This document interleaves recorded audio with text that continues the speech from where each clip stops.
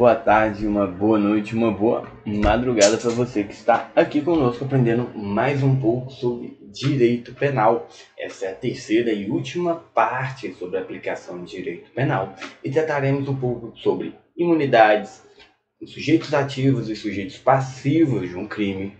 Aprenderemos um pouco hoje sobre imunidades parlamentares, imunidades diplomáticas, contagem de prazo. Hoje a aula está recheada, vai ser curtinha, vai ser um pouco menor. No final a gente vai ter um bate-papo para podermos encerrarmos essa querida parte de aplicação do direito penal, tá certo?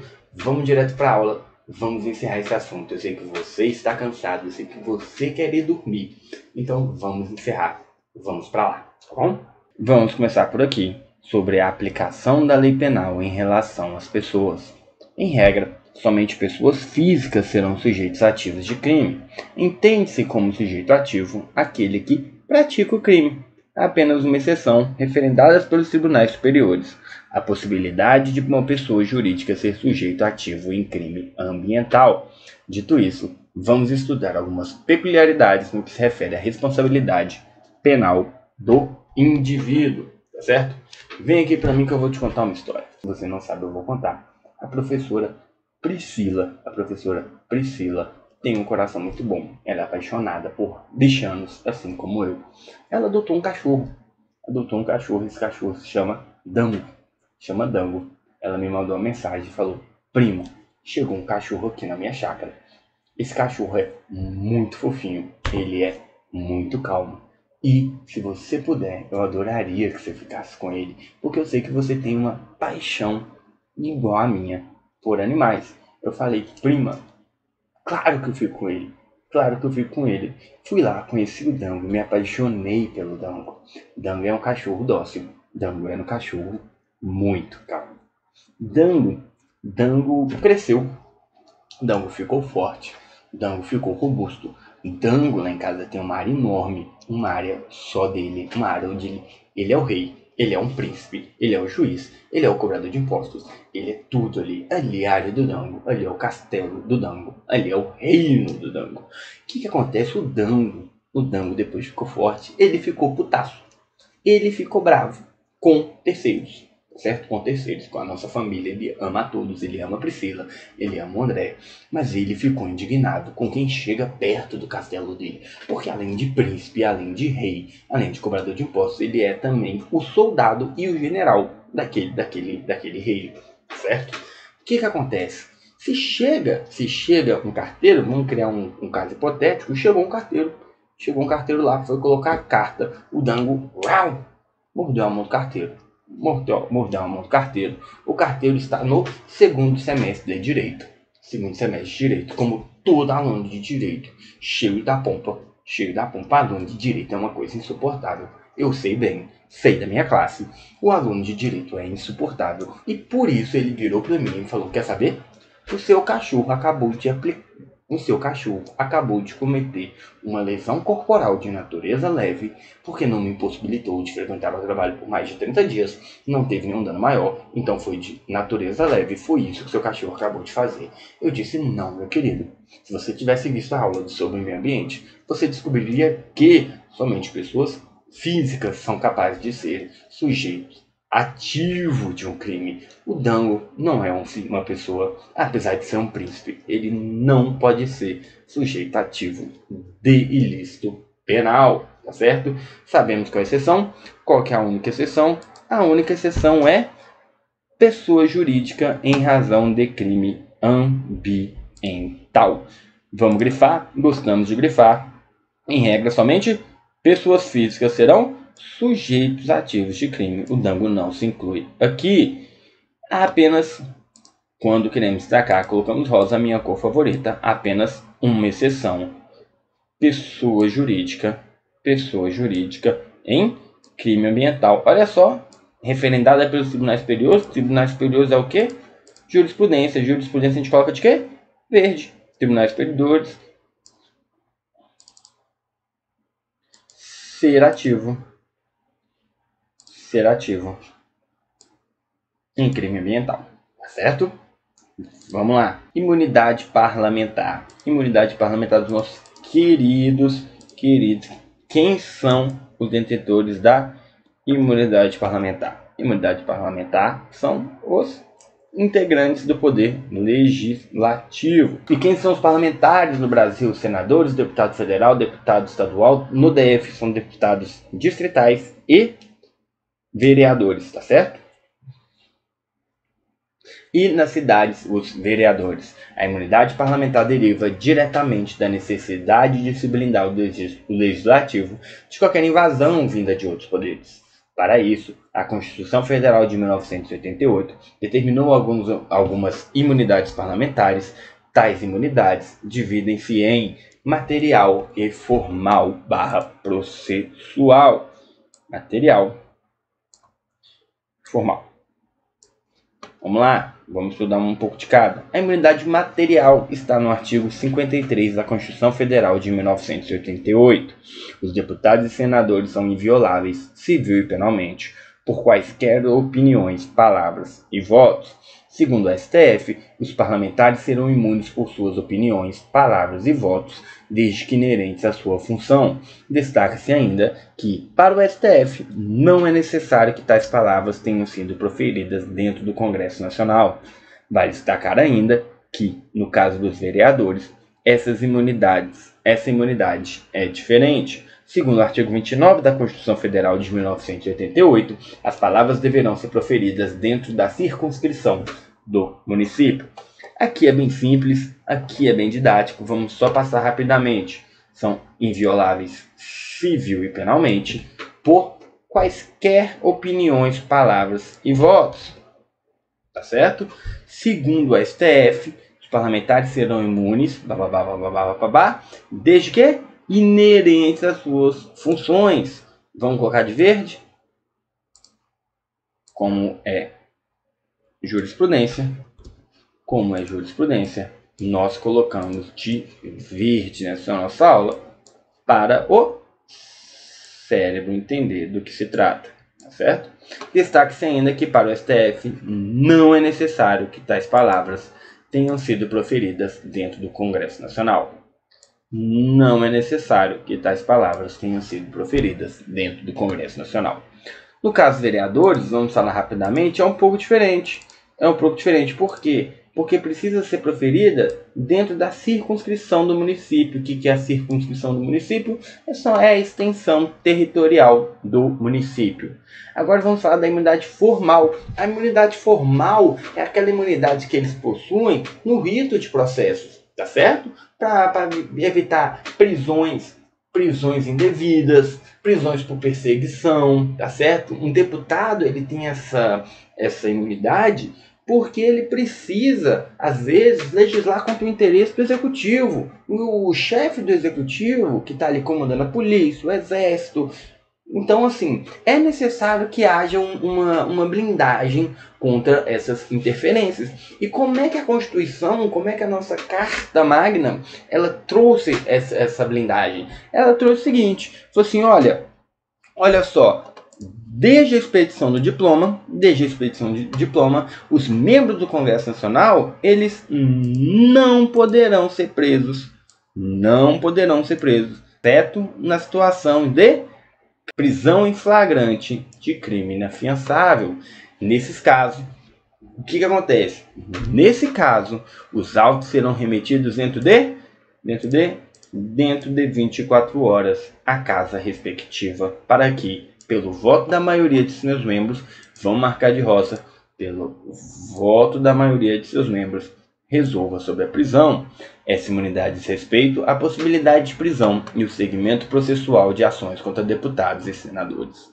Quanto ao tema, essa imunidade abrangerá, inclusive, prisões de caráter provisório. O professor escreveu errado aqui. O caráter é provisório. A única exceção fica a cargo da prisão em flagrante pela prática de crime inafiançável.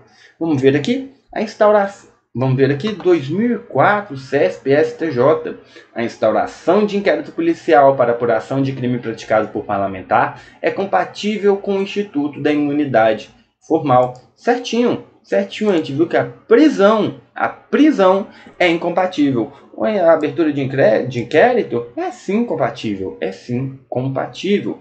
2012, CESP, analista ministerial. As imunidades parlamentares são prerrogativas que decorrem do efetivo exercício da função parlamentar e estendem-se aos suplentes, mesmo que esses não tenham assumido o cargo ou não estejam em seu efetivo exercício. Erradíssimo. Erradíssimo. Por quê? Porque a imunidade parlamentar ela é inerente à função de legislador. Tá certo? Se a pessoa é suplente, ela não está exercendo essa função, não estando exercendo essa função, ela não faz jus à imunidade parlamentar. Tá certo? Há ainda alguns casos, eu vou trazer aqui, vamos ver se tem mais alguma questãozinha sobre imunidade parlamentar. Não tem. Há um caso muito interessante, por quê? Porque os deputados eles têm mandatos de 4 anos. 4 anos. E, não raro, vemos deputados se tornando ministros. E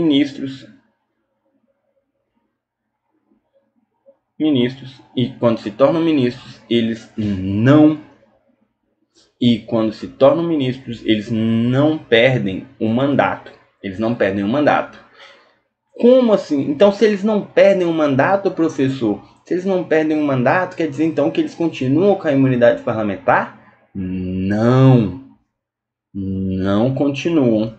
Porque, como eu já disse, a imunidade parlamentar não é pelo cargo, é pela função. Ele não está na função de legislador, ele não está na função de parlamentar, está na função de ministro e por isso ele não gozará dessas imunidades, certo? Falando em imunidade, vamos falar aqui de uma imunidade total que existe no Brasil, que é a imunidade diplomática. Como consignatário da Convenção de Viena, o Brasil prevê imunidade total aos diplomatas. Tal imunidade se estenderá aos chefes de governo e ministros das relações exteriores de outros países, quando em serviço. Quanto aos cônsules, sua imunidade se aplica apenas a atos em serviço. Para o STF, tal imunidade é irrenunciável. Vamos deixar claro aqui que esses diplomatas que a gente está se referindo, esses diplomatas são diplomatas de outros países que estejam servindo no Brasil, tá certo? Voltando aqui, lemos tudo. STF é jurisprudência. E jurisprudência, na nossa aula, a gente marca de verde para o nosso cérebro entender que se trata de uma jurisprudência. Vamos falar um pouco agora sobre a contagem de prazos, tá certo? A contagem de prazos, que é um tema explícito no nosso edital. Código Penal, artigo 10º. O dia do começo inclui-se no cômputo do prazo. Contam-se os dias, os meses e os anos pelo calendário comum. O que você está querendo dizer com isso, Gabriel? Inclui-se no cômputo do prazo? Quer dizer que se eu for preso hoje pela minha dancinha ridícula no TikTok, que foi criminalizada no Brasil, no nosso exemplo, se eu for preso hoje, ainda que eu seja preso às 23 horas e 59 minutos, ainda que eu seja preso nesse horário, o dia de hoje contará como cumprido, tá certo? É o que eu disse aqui, foi o que eu disse aqui. Conforme preconiza a lei, o cômputo do prazo será mediante o calendário comum que estamos habituados a usar todo dia. Além ainda garante que o dia do início será computado, ou seja, ainda que a pessoa seja presa às 23h59, aquele dia será computado como cumprido. Ademais, não há distinção entre meses de 28, 29 e 30 dias. O que o nosso Código Penal, o nosso Código Penal quis dizer com o calendário comum? O calendário comum é janeiro, fevereiro, março, abril, maio, junho, julho, agosto, setembro, outubro, novembro e dezembro. Tá certo? Sendo todos esses meses, não haverá distinção de 28, 29 e 30 dias. Falou em 28, falou em um mês, é um mês e pronto. Virou julho, já é outro mês. Virou agosto, já é outro mês, tá certo? Vamos falar agora, vamos terminar. A gente está terminando. Só vamos falar um pouco sobre a eficácia da sentença estrangeira. Vamos lá. O artigo 9 do nosso Código Penal diz que a sentença estrangeira, quando a aplicação da lei brasileira produz na espécie as mesmas consequências, pode ser homologada no Brasil para, primeiro, obrigar o condenado à reparação do dano, a restituições e a outros efeitos. 2. Sujeitá-lo à medida de segurança. Parágrafo único. A homologação depende, a linha A, para os efeitos previstos no inciso 1º do pedido da parte interessada, para os outros efeitos da existência de tratado de extradição com o país cuja autoridade judiciária emanou a sentença, ou, na falta de tratado, requisição do ministro da Justiça. Então vamos destrinchar um pouco esse artigo 9 do nosso Código Penal. Destrinchando o artigo 9, podemos resumir da seguinte forma a eficácia da sentença estrangeira. Para sujeitar a medida de segurança, deverá haver tratado de extradição ou requisição do ministro da Justiça. Para obrigar a reparar o dano, é necessário que haja um pedido da parte interessada ou quem o represente.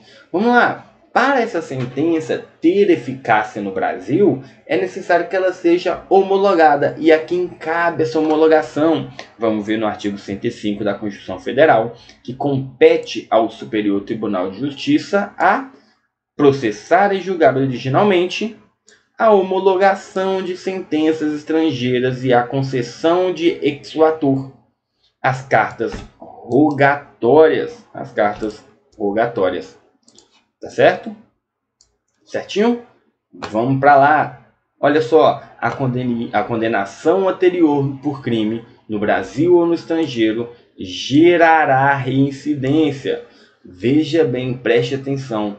Para esse fim, para fins de reincidência, não será necessária uma homologação do STJ.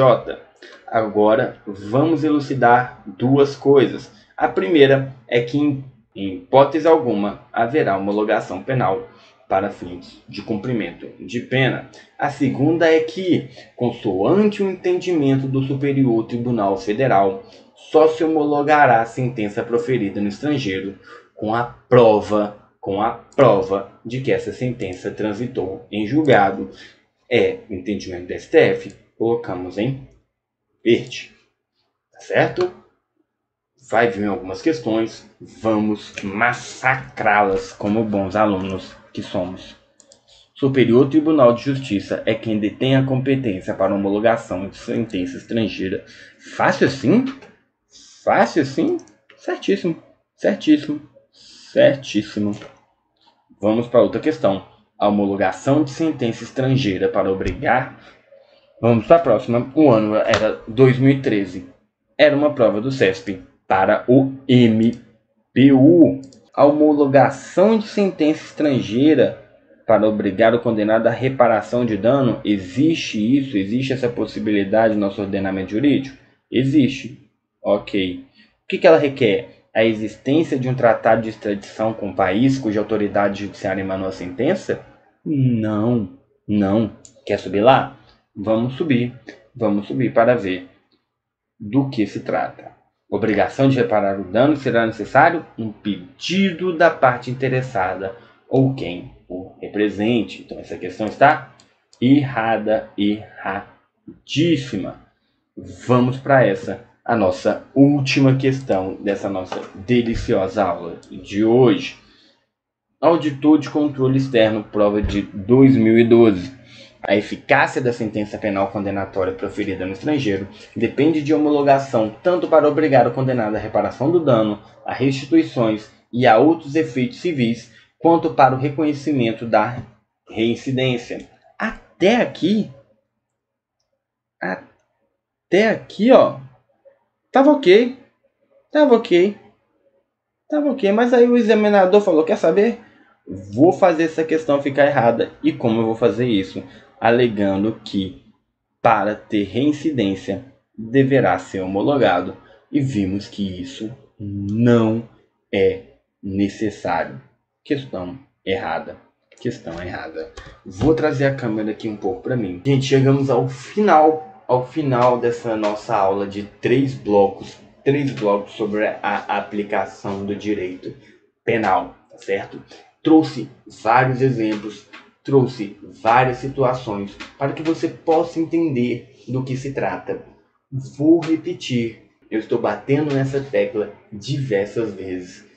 Vou falar mais uma vez, não leve dúvidas para a próxima aula. Vocês têm o meu contato.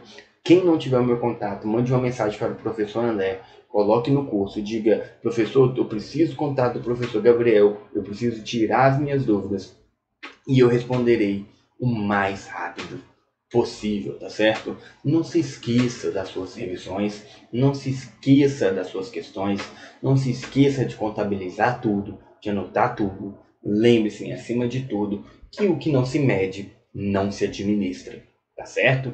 Mais uma última coisa, estamos começando aqui, essa já ainda é a nossa aula 2, então se há alguma crítica, se há algo que eu possa fazer para melhorar a aula de vocês, não hesitem em me avisar, certo? Se eu estiver indo rápido demais, vocês me avisem. Se eu estiver indo devagar demais, vocês me avisem. Se eu estiver falando demais, vocês também me avisem, tá certo? Eu estou aqui para servir vocês. Eu estou aqui para tornar a caminhada de vocês um pouco mais fácil. Então, vamos lá, tá certo? Gente, me despeço daqui por hoje, me despeço desse tema por hoje. Espero que vocês tenham aproveitado, espero que tenham rido, espero que tenham se alegrado em ver uma aula. Espero que sequer tenham percebido que isso foi uma aula de direito penal, o direito que habita em meu coração, certo? Um grande abraço e até a próxima.